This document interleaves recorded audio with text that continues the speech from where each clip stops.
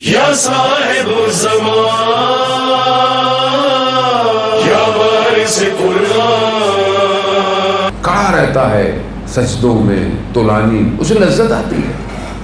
اب آپ کو بعض کھانا بہت سا اچھا لگتا ہے، آپ کھانا کھاتے ہیں، آپ کو بعض کو کوئی اور چیز اچھی لگتی ہے، بچوں کو گیم اچھے لگتے ہیں، آج کل ہر وقت گیم کھیلتے رہتے ہیں۔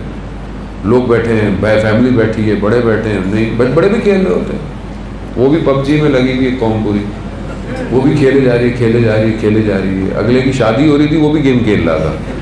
کیوں؟ بہرحال انسان ہے نا، دیکھیں انسان کہیں بھی اٹیچ ہو سکتا ہے کسی چیز سے، لذت ہے نا بھائی، کوئی نہ کوئی تو لذت ہے۔ اب یہ لذت اس کو یہاں مل رہی ہے۔ اب یہی جو انسان کو لذت ہے، کیونکہ جوان ہے اس لیے مجھے جوانوں کی مثال دینی پڑتی ہے۔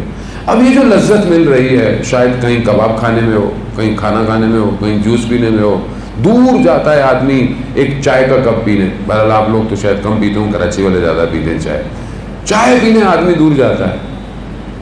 کیا ہے لذت؟ کتنی دیر؟ اتنی دیر ہے کہ جتنی یہ صرف زبان چکھے گی، بس زبان کے بعد ذائقہ ختم، سب ایک جیسا ہے۔ مریض ہو جائیں، دنیا کا بہترین کھانا کھلا دیں، اس کو لذت ہی محسوس نہیں ہوتی۔ کیوں؟ مریض ہے۔ اب کیوں نہیں اسے لذت ملتی کہ یہ رات کو کھڑا ہو، ایاک نعبد و ایاک نستعین، ایاک نعبد و ایاک، تیری ہی عبادت کرتا ہوں، تجھ سے ہی مدد مانگتا ہوں۔ کیوں نہیں لذت ملتی؟ کیونکہ مریض ہے،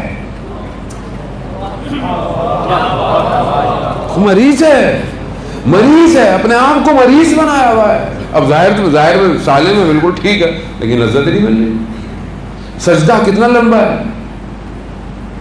کتنا لمبا سجدہ انسان کر سکتا ہے؟ 2 سجدے تو نماز کے۔ شکر کا سجدہ کتنا کرے گا؟ کتنی دیر سر رکھے گا؟ اس سر رکھنے میں بھی دماغ کہیں اور ہوتا ہے۔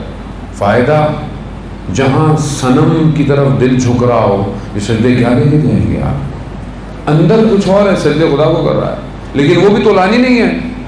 100 دفعہ شکر للہ ہوتا ہے سجدے میں ہم سے، یعنی دن میں اتنا وقت نہیں، 1 دفعہ 10 دفعہ ہی کر لوں، شکرن للہ، الحمدللہ، سبحان اللہ، استغفر اللہ، سجدے میں کر لوں۔ اس کا مطلب کیا ہے؟ عبادت میں رغبت ہی نہیں ہے، مجھے لذت ہی نہیں ملتی۔ مجھے دوسری چیزوں میں لذت ہے، کھانے پینے میں، گھومنے میں، پھرنے میں۔ یہ ساری لذتیں کیا ہیں؟ یہ تو حیوانی لذت ہے، یہ تو سب کو ہے۔ اگر یہ ایک کھانا پینا اٹھنا بیٹھنا اس قابل نہیں کر رہا کہ تم اس کی عبادت میں کھڑے ہو، تو یہ پھر آپ کے کسی کام کا نہیں۔ جبکہ کیا حدیث تو لانی ہے، وقت نہیں میرے پاس، کہ وہ کائنات کی شہزادی کھانے سے پہلے 14 چیزیں تعلیم فرما رہی ہیں، جہاں آداب ہیں، جہاں معرفت ہے کھانے کی۔ معرفت کیا؟ یعنی تم یہ دیکھو کہ یہ خدا نے جو تمہیں ایک لقمہ دیا ہے، یہ جو سبزی ہے، یہ جو پھل ہے، یہ جو جانور ہے، یہ کیسے بنا؟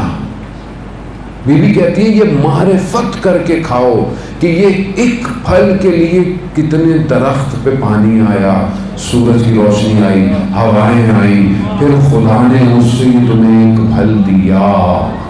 یہ ایک لقمہ تمہیں معرفت پہ لے کے جا سکتا۔ بی بی فاطمہ الزہرا سلام علیہا کی شان پر بلند سے بلند تر صلوات۔